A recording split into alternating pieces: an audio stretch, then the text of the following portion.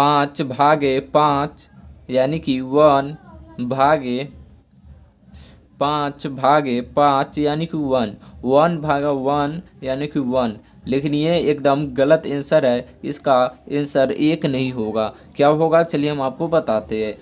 हम इसको क्या करेंगे, सबसे पहले हम इसको बोडमास के नियम से बनाते हैं। तो यहाँ पे बोडमास का नियम क्या कहता है, चलिए हम आपको बताते हैं। BODMAS,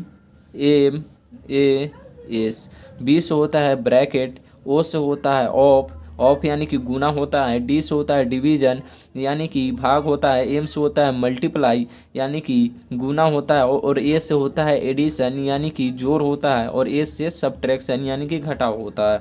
तो हम क्या करते हैं, यहाँ पे लाइन से बनाना स्टार्ट करते हैं। लेकिन ये इसमें ना तो ब्रैकेट है, और ना ही गुना है, और ना ही डिवीज़न है, और ना ही इसमें डिवीज़न है, और इसमें पहले डिवीज़न है सिर्फ और सिर्फ इसमें डिवीज़न है। तो हम क्या करेंगे, इसको हम नहीं देखेंगे। सबसे पहले डिवीज़न भी हम बनाते हैं, तो यहाँ पे यहाँ पे 2 को लेकर हम बनाते हैं। तो यहाँ पे हम पहले इसको हम करेंगे 5 और भागे 5 को हम करेंगे तो कितना हो जाएगा, 1 होगा।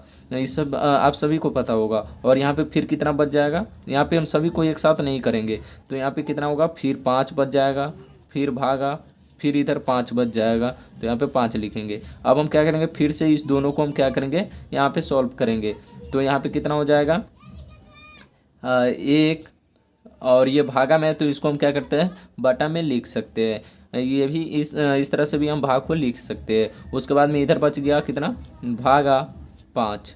अब हम क्या करेंगे, अब इसको हम यहाँ से हम डायरेक्ट नहीं बना के हम इसको क्या करेंगे, सबसे पहले हम इसको गुना में चेंज करेंगे। तो यहाँ पे क्या करेंगे, ये जैसे है इसको हम ऐसे ही रहने देंगे। हम इसके नीचे 1 लगा सकते हैं, क्योंकि हम 5 में 1 से भाग करेंगे तो यहाँ पे 5 ही होगा, इसलिए हम नीचे 1 लगा सकते हैं। और ये जो भाग है इसको हम गुना में चेंज करेंगे, तो ये जो पहली वाली नंबर है वो सेम ही रहता है, और ये जो दूसरी वाली नंबर है वो क्या करेंगे, ये पलट जाता है। यानी कि इसको हम गुना में हम करेंगे तो ये 5 जो ऊपर है वो नीचे आ जाएगा, और ये जो 1 ऊपर है, सॉरी नीचे है, वो ऊपर चला जाएगा। यानी कि 1 और बटा में कितना हो जाएगा, 5 हो जाएगा। अब हम क्या करेंगे, अब हम इसको गुना करेंगे। ऊपर 1 है और इधर भी 1 है, 1 में हम 1 से गुना करेंगे तो 1 ही होगा, और यहाँ पे बटा में 5 और 5 से गुना करेंगे तो कितना हो जाएगा, 25 हो जाएगा। 50 25 होता है। तो यही हमारा क्या हो जाएगा, फाइनल आंसर हो जाएगा। यानी कि करेक्ट आंसर 1/25 होगा, 1 नहीं होगा। और इसको हम दशमलव में करें तो यहाँ पे हो जाता है 0.04।